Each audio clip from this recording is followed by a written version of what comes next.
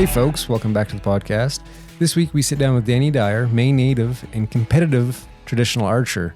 We sit down and discuss some of the aspects of traditional archery and how it's actually becoming a dying tradition. I get a chance to pick his brain on what he knows about traditional archery. We even tell a few fishing and hunting stories, so I hope you enjoy. So Dan, how'd you get into archery? Archery, I started, I've had a bow most of my life, almost all my life, and born and raised on a farm in Presque Isle. Okay. And my brother and I had these little bare fiberglass bows, and that's pretty much where it gets started. And are they like a recurve bow? Or I know nothing about bows. Fiberglass, okay, kids bows, pretty much. Yeah. So I think that's where I'm still at right now. The little fiberglass bear bows. I'm not even there. I think that's the one that I own is a Bear Montana little fiberglass bow. So I haven't progressed very far from. As I got a little older, after I was married, I had a recurve bear bow. Okay. And in 1982, I joined the Northern Maine Bow Hunters. Okay. And back then, archery was really big. 80s and 90s was really big in this area. I could come up with 8 or 9 clubs locally here. Jeez, and I don't know of any. There was a lot. We had Loring Air Force Base. Okay. Washburn, Ashland, Portage, Fort Fairfield. Population was a lot different back then. And population was quite a bit bigger. Yep. Yeah. Of course, when Loring left, a lot of archers left too. Okay. So they like the outdoors. Yep. The Air Force guys there. And so I do remember, Dan, you're talking about that. I remember reading about there was a group of guys or some brothers, I think, in Washburn, the Corys. Corys, yep. They were known as pretty good archers, I think. Yep, weren't Dan they? And Dave. Dan? They shot some big bears. That's what I was going to say. I think I remember reading that they had maybe had some bears that were in the state book or whatever. They had one of them. I want to say Dave had I think #1 bow. Yeah, killed. And that's probably what time. I read at the time. Yeah, back in that day. Yeah, that was. When you say #1 bear, like skull or skull? Wait, yeah. Sorry. Yeah, and it was a heavy bear, really heavy. But so, what was the first animal you shot with a bow? The first animal I shot was a bear with a longbow. No kidding. That was my first animal. That was in 1984. So then you get into competitive shooting. You got in in 1982 when I joined that club. They were 3D archers. Okay. And I started there, and we went to got into Northern Maine NMCC. Okay.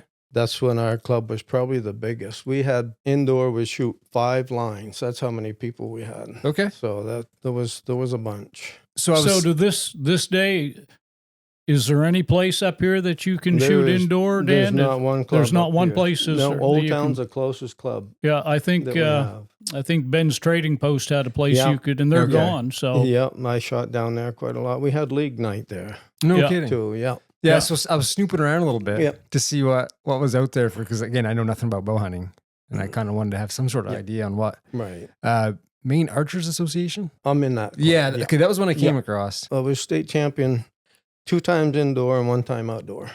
So other than obviously being indoors or outdoors, is there a difference target-wise? Or how 3D is outdoor.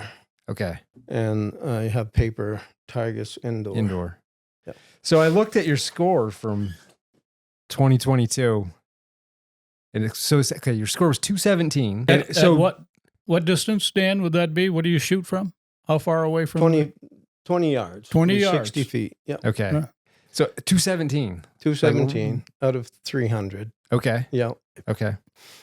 Couldn't get 300? I couldn't get it. I'm still trying though. You ever get close? No. No. I think my highest was 256 that I've ever gotten. But. And a traditional bow is anything that's not compound? Or? A stick and string. No kidding. All right. Yeah. So if I go out back and cut a maple sapling? That's traditional. Okay. Stick and string. Very. Yeah. Put a string traditional. On. Now, you've shot deer with bow? I've shot 18 with the bow. Holy smokes. 12 bear, 2 coyotes, turkey, and a lot of rabbits. Jeez. Now, are most of your deer shot with compound bow? Or? Yeah, all of them actually. Okay. Yep, all of them. Yeah. No traditional with that, huh? I got target panic at one point. Okay, that was something I also wanted to bring up. Yeah. And I had an awful time. I don't think I could have gotten rid of it. Really? And so you're saying you got target panic with a traditional? I still struggle some. Okay. But the only way I could get rid of it is with a compound, with a release. I put my finger behind the release when I drew back.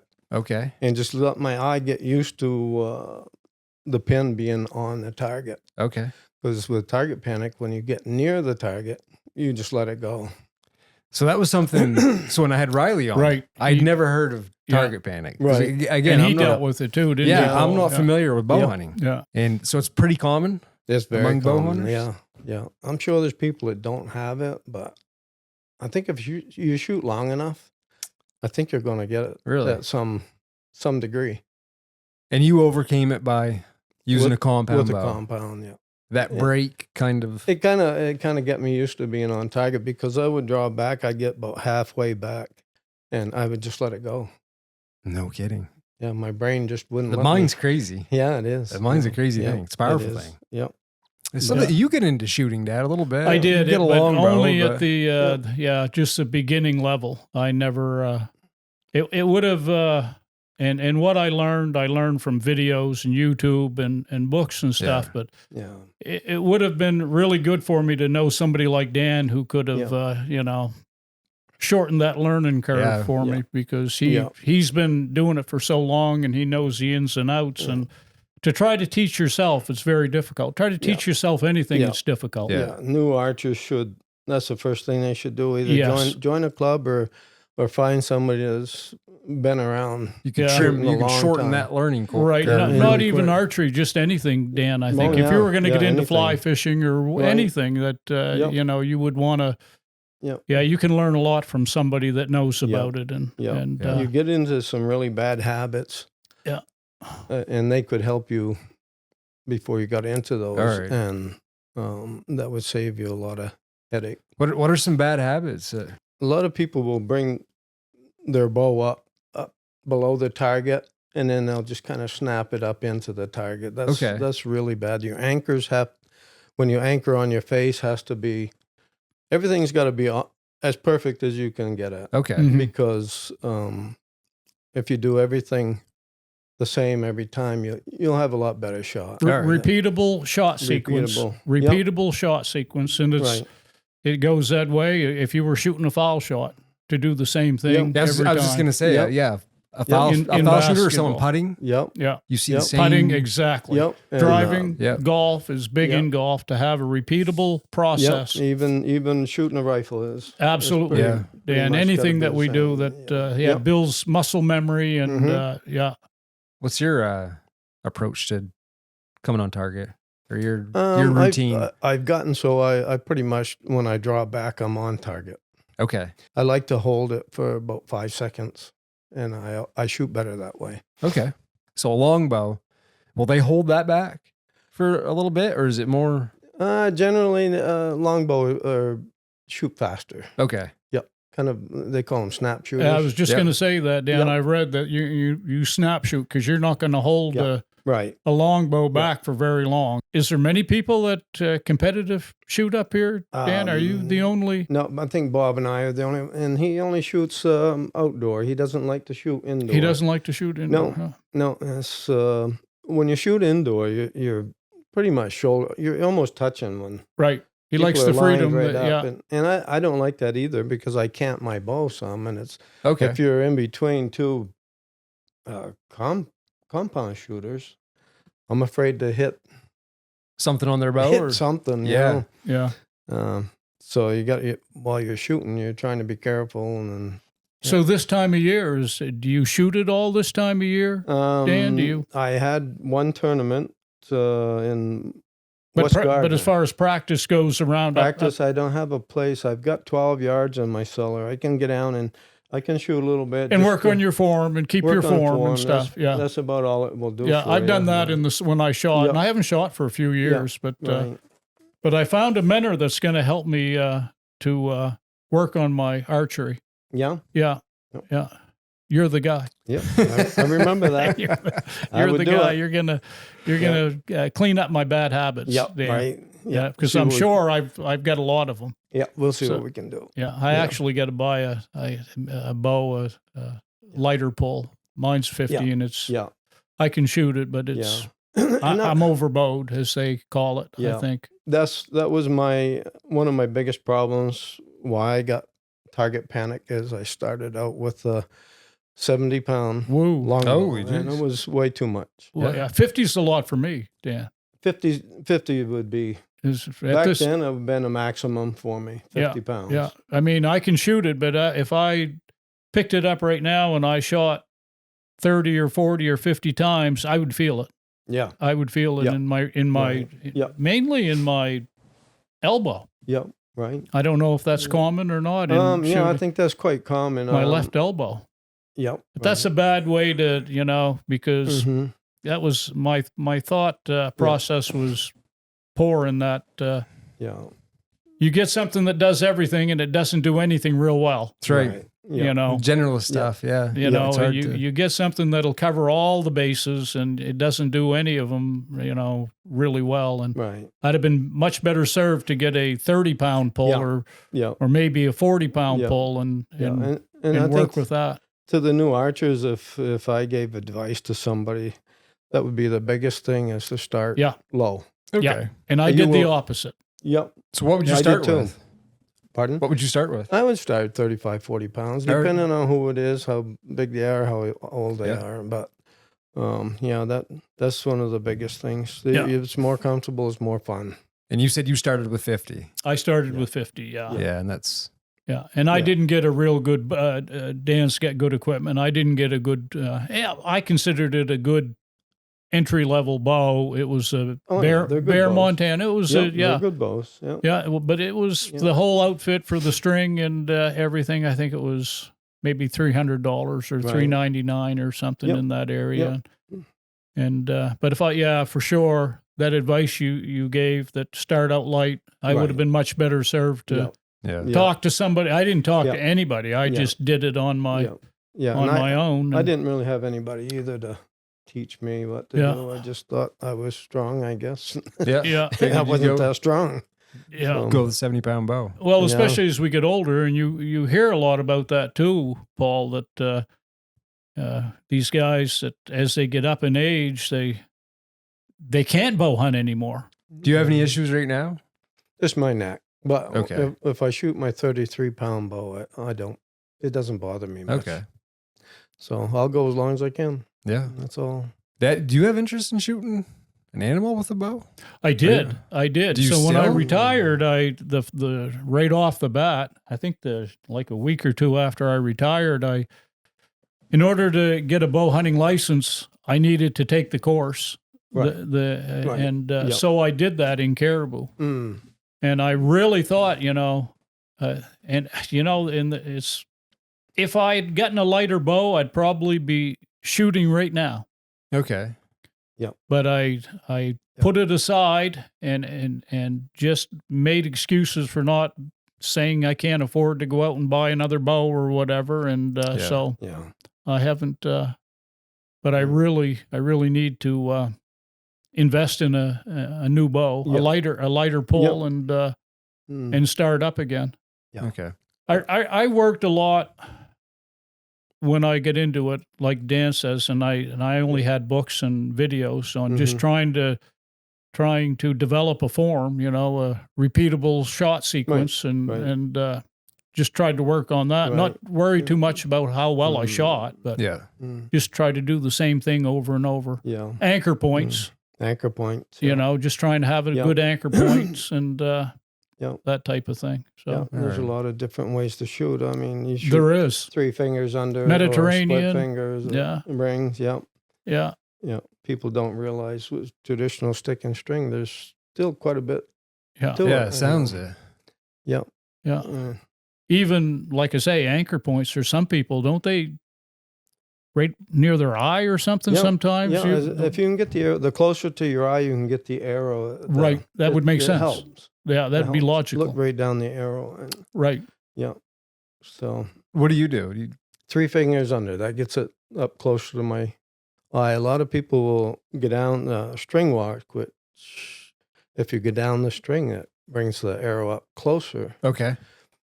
But in Maine, like in a state shoot, with a traditional bow, your finger has to touch the nock. Okay. So you can't do that.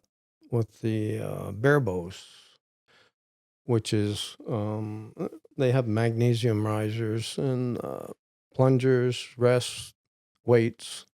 Those are the ones that usually they'll string walk on those. Really? More on those, yeah. And get that arrow as close Get to the their arrow, yeah. Some people have it right next kidding. to their eye, yeah. Jeez. So if you, I guess they called it gap shooting. Gap. Yep. You know, I would anchor. You're supposed to anchor with your middle finger on your eye tooth or something, Dan. It can be your middle finger or your index finger, right into the corner of your mouth. Yep, whichever. So you're actually aiming. You get a gap between your arrow tip, and the target or whatever, and that's how you would. Yep. And that's how you would shoot. The way I set mine up, I set my bow up so that I'm hitting dead on at 20 yards. Okay. I was hitting low, but I set it up with a longer arrow, heavier weights, and that way you bring your arrow tip up. My tip is on at 20 yards. At 25, I'll be 5 inches low. At 15, I'm 5 inches high. So that's all Holy smokes, pretty much all I go by. Man, yeah, there's a lot of there's a lot, and Dan would and it was very confusing to me to tuning a bow and an arrow. Mm-hmm. There's a lot to that, Paul. I'm just thinking.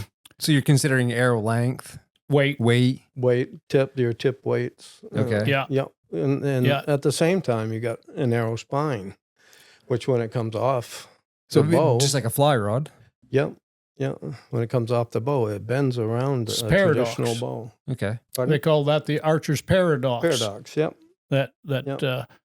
So if it's not tuned right, your arrow can be up or down or left or right. Right. In order to get that arrow you want that arrow flying straight.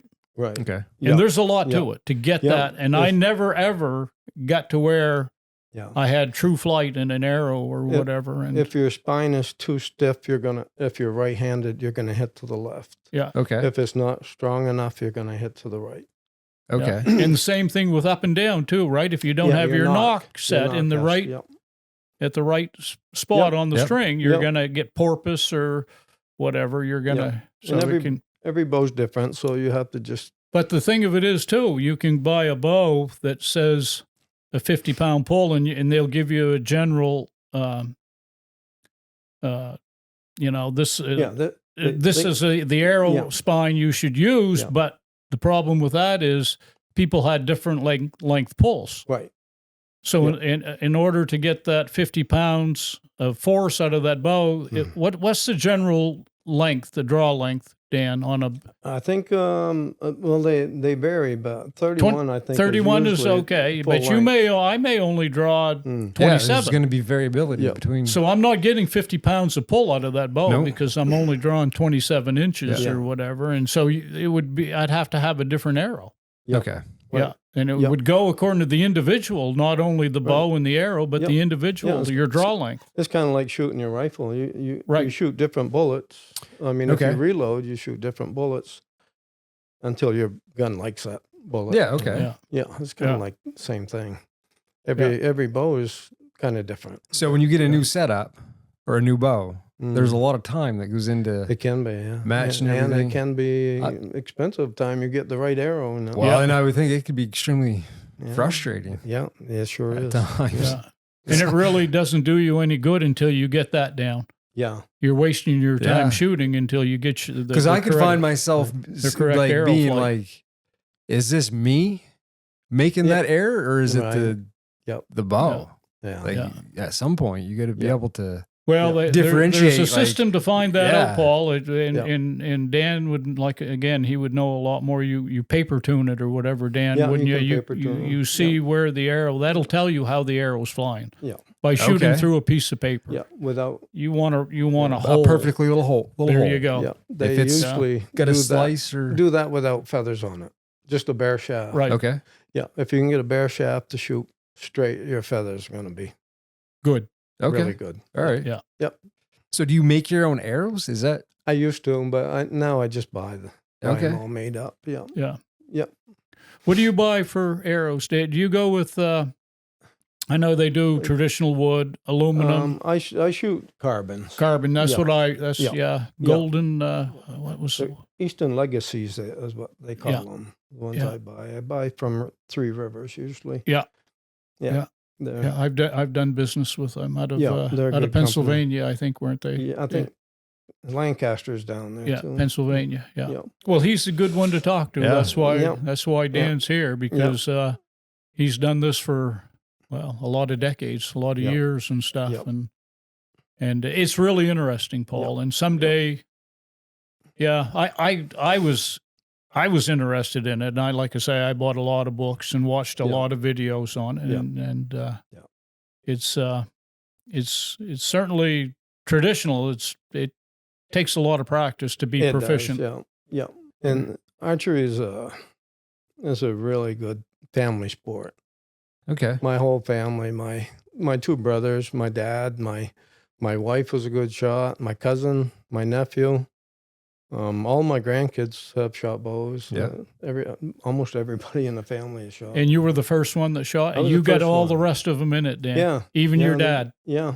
Even my dad. Yeah. He ended up hunting with us, and we had 8 of us that used to go to hunting camp. We did that I actually did it for probably 30 years at a hunting camp. One year we had 8 of us, 7 of us got deer. Wow. And 1 shot and missed one. Now, was that strictly bow hunting? Bow hunting. Or this was just bow hunting. Right. Yeah. In Maine? In Maine. Yep. No kidding. Wow. Yep. That's a good success rate. We actually, yes, it is. Now that we saw that video, I think, didn't we, Dan? You saw one of them. Yeah. Yeah. The one where you got 7 out of 8 and stuff. And I think that, you had that's one thing about, so Dan started videoing hunts. Yeah. How long ago? My first one actually was 8mm. It was in 1980, the first moose hunt. No kidding. Yep. And my next one was my brother shooting a bear in 1989. That was one of the best videos I ever done. Kidding. Yeah. Holy smokes. I wish those were digital. Was that Bernard? Or? Yeah, I know. That would be phenomenal too. Yeah. Was that Rick or Bernard? Rick. Yeah. Yeah. Yeah. Yeah, so we're looking at 30 years ago. Yeah. 40 years. 40 years. 40 years ago. 1989, yeah. Yeah. You were videoing hunts. Yeah. Yeah. I've gotten 3 Pope and Young bear, all on video. My nephew's got, I think, 3 Pope and Young. Holy smokes. My brother's got 1. All Maine? All Maine. You still do that, Dan? Local. You still bear hunt up here? No, I haven't for quite a while. Yeah. Yeah. I haven't.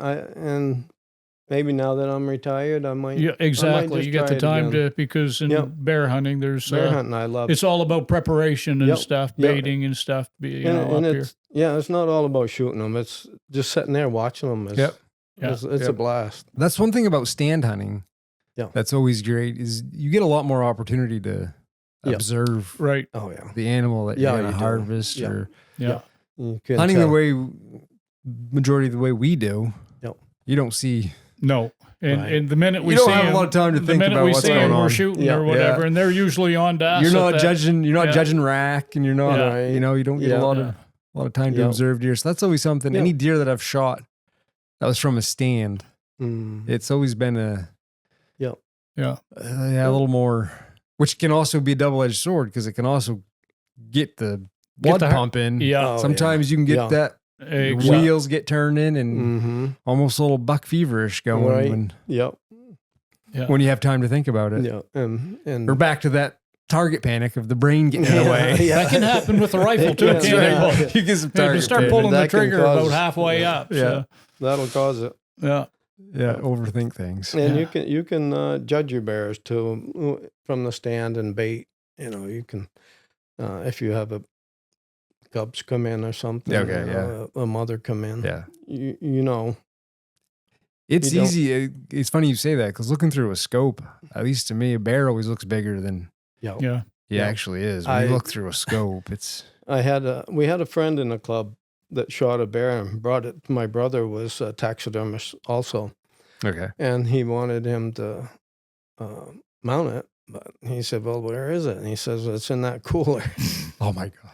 And he had the scope up on high. He didn't have a clue. It was his first time ever bear hunting. And he got excited. He did. Yeah, that can happen. I've heard of Cubs being shot and stuff, and so. He said I didn't even want to go tag it, but I did. Yeah, he wanted to stay legal, but so.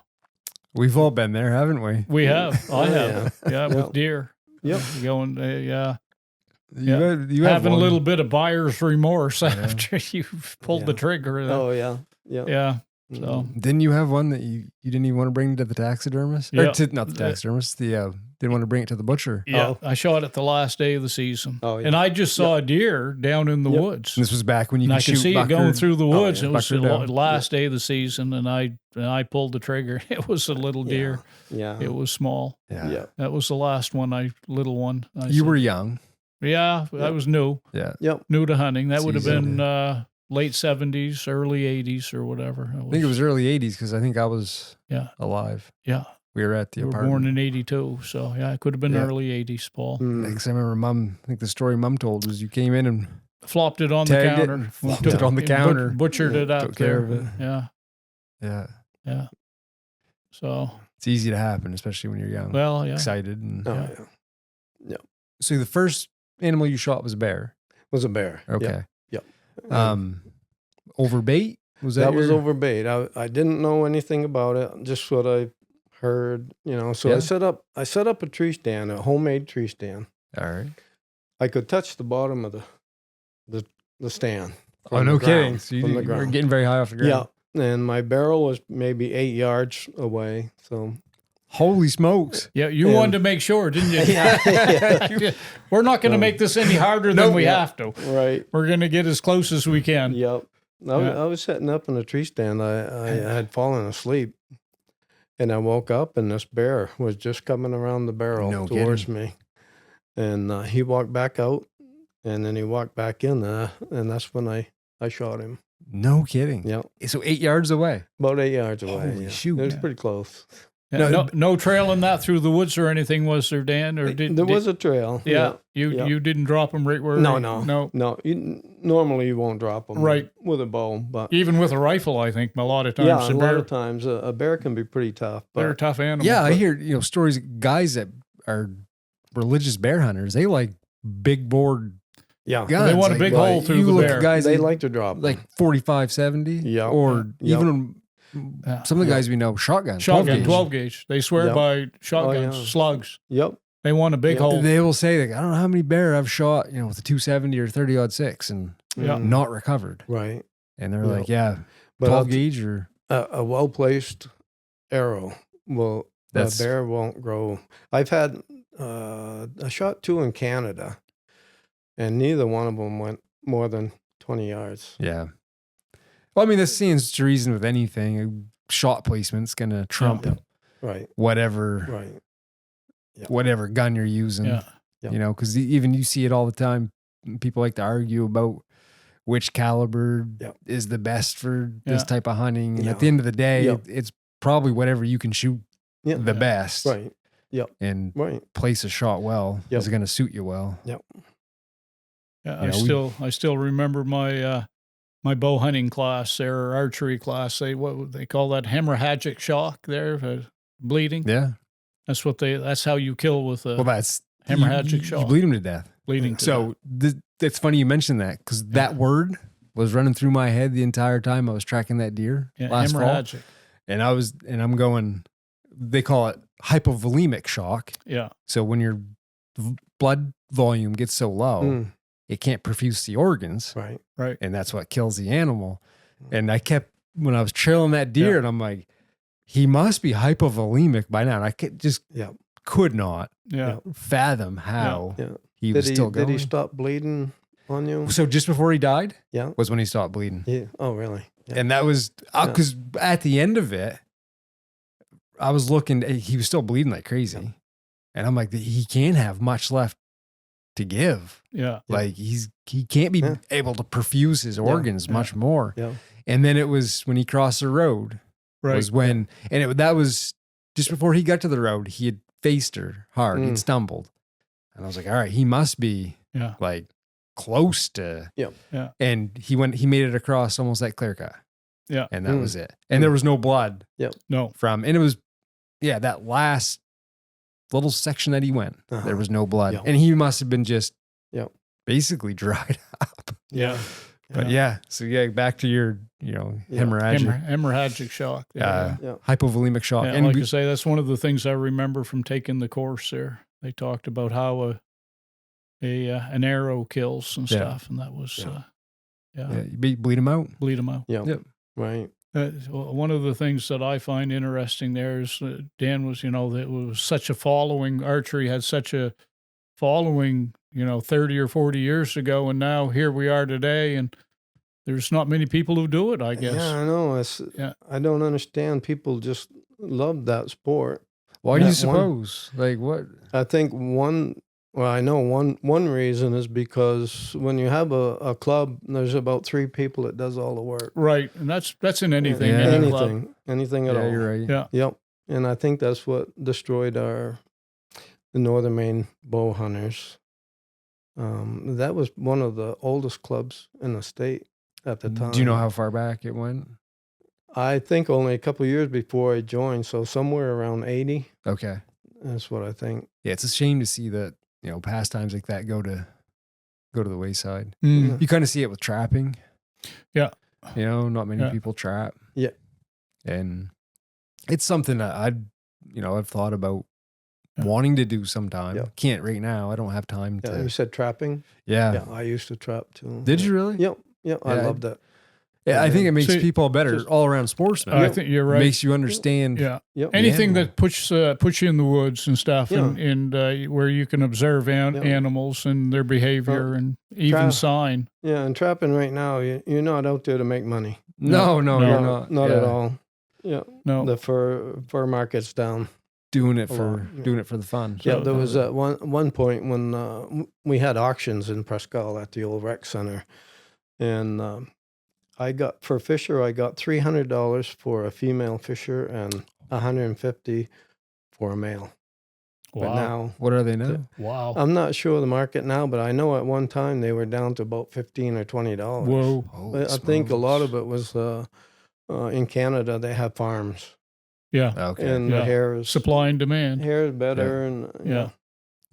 So well, I see in trapping and there you with everything, bow hunting and being an outdoorsman, you like to anything that'll put you outside, Dan. Right. And we with us, Paul, is fly fishing and any reason to get out. Yeah.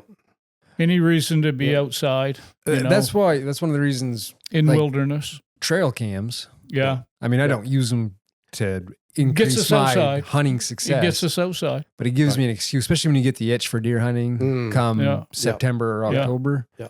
And it gets something to do. That's one of my favorite things to do too. Just trail cams? Yeah. Stuff? Yeah, it's fun. Yeah. Cell cams. Yeah. I love those. Yep. Yeah. Yeah. Like I said, it doesn't, I mean, it's not making me more successful or really enhancing my hunt. Excuse to get out. I get out and see what's going on. You get kind of excited when you see a big buck or something or something weird. Not that they're going to stay in the area. No, I know. No. And you get other things. Remember that bear I got this year, Paul? That fat. That was a big bear. My goodness, we got a bear on. That was a big bear. camera. Yeah. Holy, and yeah, the you belly, saw a video of it. Yeah. The belly was almost dragging on the ground. And Yep. we've never hunted bear, but that was just so interesting there looking at that thing. It was, He's almost so fat his hair looked he didn't look real. He was so thin, transparent. Yeah. He was just bulging at the seams. Yeah. We've tracked a few of our bears that the blood was on the belly. And as they go across the logs, the belly's hair, dragging? you can see where the hair is gone Jeez. across with the blood. Yeah. Jeez. Yeah, that would have been a bear. I'd love That would have been shoot. a bear to shoot. Yeah. Yeah. It was a big bear. So your first Pope and Young bear? It was in 1996. Okay. I shot one in Canada. It was it dressed out 335 pounds in the spring. And Whoa. In the spring. In the spring, yep. And dressed out too. Yeah. But, you know, not live weight or whatever. And that fall at my house, by my house, I shot a Pope and Young that fall. That was a good year. Yeah, it was a good year. That was a real good year. And I shot a deer with a bow that year too. Are you serious? Yeah. So, now, did you eat the bear? I did. Yeah. Even the one in the spring, is there a difference, Dan, if you get one? Because the bear, you know, they've hibernated or whatever. And that was the only one we didn't eat. I remember there were worms in the meat. Yeah. And that's the only one I didn't eat. Yeah. But bear meat is very tender.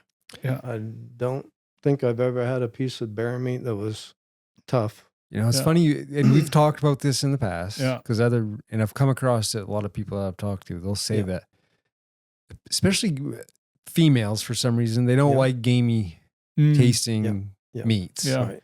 And that's like deer meat, moose meat, and stuff like that. Yeah. Yeah. And I'll talk to a lot of sportsmen whose wives, their favorite wild game is bear meat. Yeah. Yep. And they'll say, I guess it doesn't have that, you know, that wild gamey flavor, but. And then I had someone bring some into me. It is really good. Mm-hmm. It is phenomenal. Yep. Yeah. I don't know. You wouldn't think it's, you know, it's an omnivore. You know, you'd think it would be not that great, but my kids were brought up on bear meat pretty much. It's good stuff. My wife liked it, but she didn't like to eat it because she knew what it was. Mentally, mentally, she didn't. Yeah. I think that's how my wife is with moose meat. Yeah, that's a common thing. That she says, you know, moose is gross looking. Yeah, my sisters weren't interested in eating any wild game. Right. They just the thought of it. Yeah. But if you knew where the stuff from the supermarket came from, you'd probably reconsider. Yeah. So deer, you said you shot 18 deer with a bow. With a bow, yeah. Yep. Is that 18 Maine deer with a bow? Or? No, I shot 2 in North Carolina, a buck and a doe in North Carolina. Okay. 1 in Montana. The rest were all Maine. All right. Yep. So we'll talk about some in a minute, some of your hunts, because you've hunted kind of all over the country. I've all over the state of Maine. And, of course, Canada for bear. But, Montana, North Carolina. All right.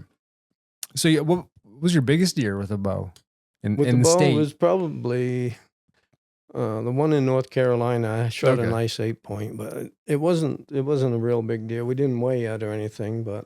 Was that the one in velvet? Yeah, that's the one in velvet. Okay. Yeah, I got a picture of that. I'll put that up. Yeah. That was a nice deer. Yeah.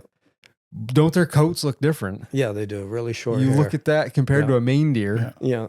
You're like, that wouldn't last very long in the wintertime up here. No. How about for Maine? What was your biggest with a bow? With the bow, probably about the same size. Okay. Yeah. I didn't shoot any huge. I shot big deer with a rifle, but not with a bow. Yeah. Yep.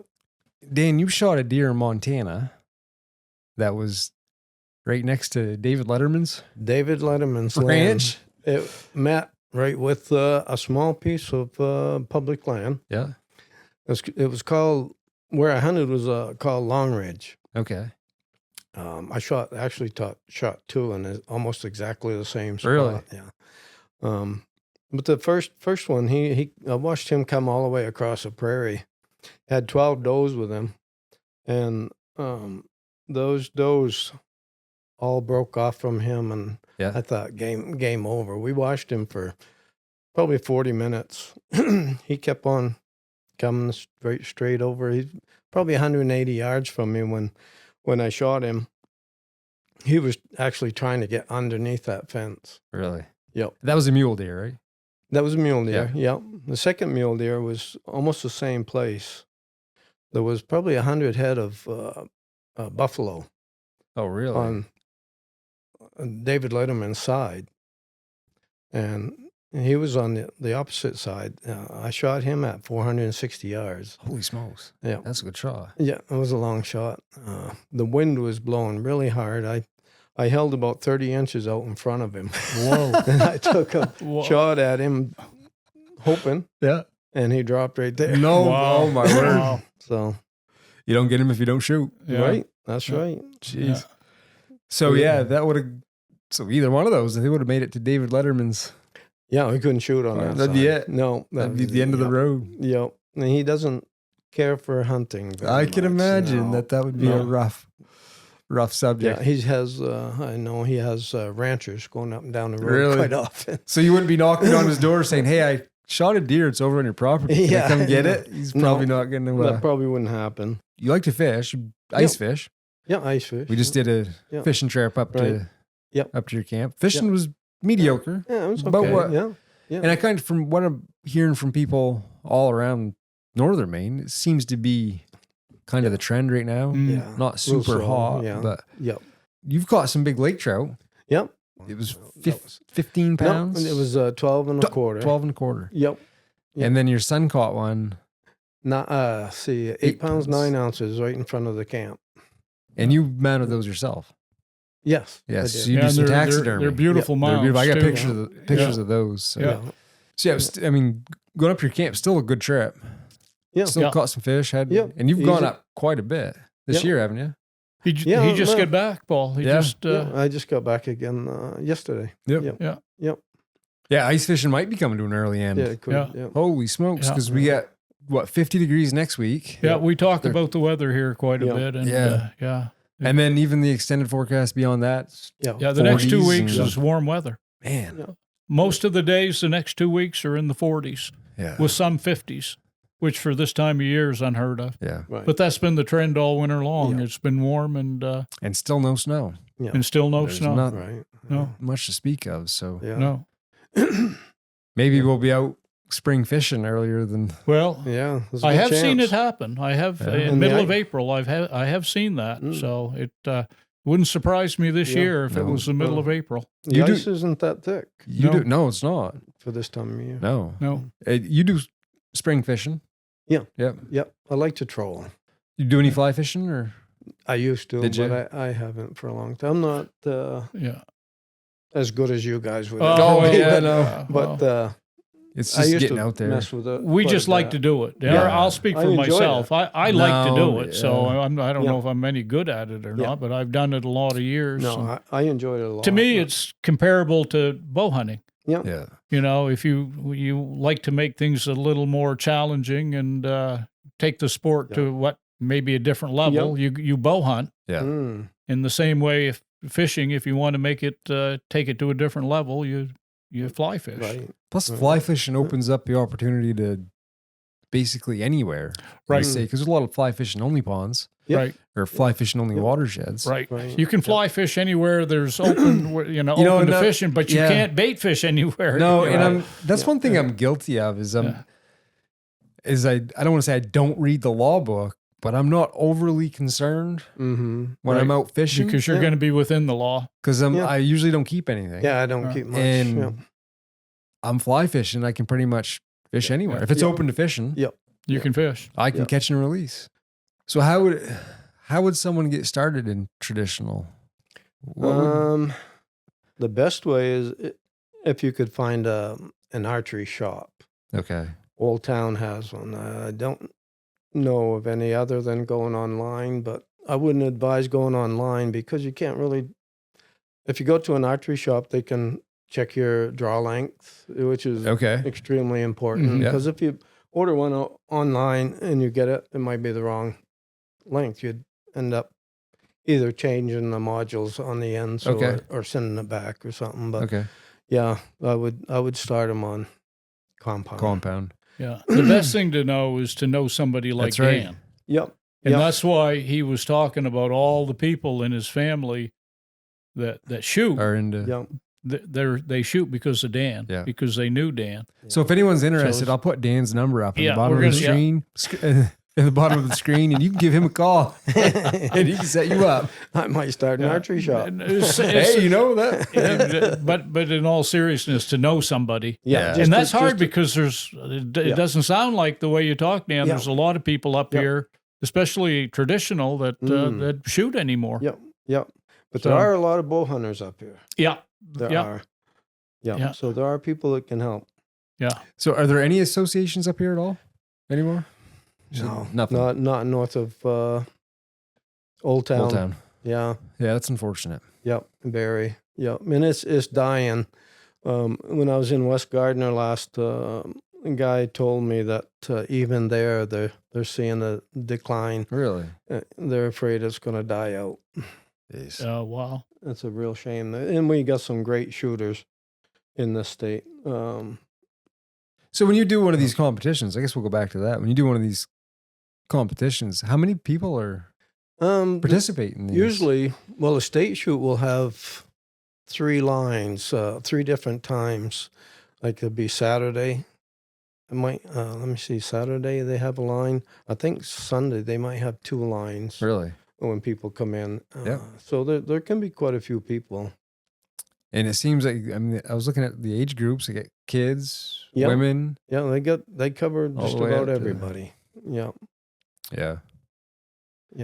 I mean, your plan for the future, Dan, you're going to continue competitive shooting as long as I can do it. I'm going to do it. Good for you. It's my passion. Yeah, and in that though, there's no competitions up here. Everything is south. Not a thing. And of course, being up here, everything is a long way south. Right. You know, it's not it's not an hour drive. Old Town is a couple hours from here. But, and I've heard people talk about.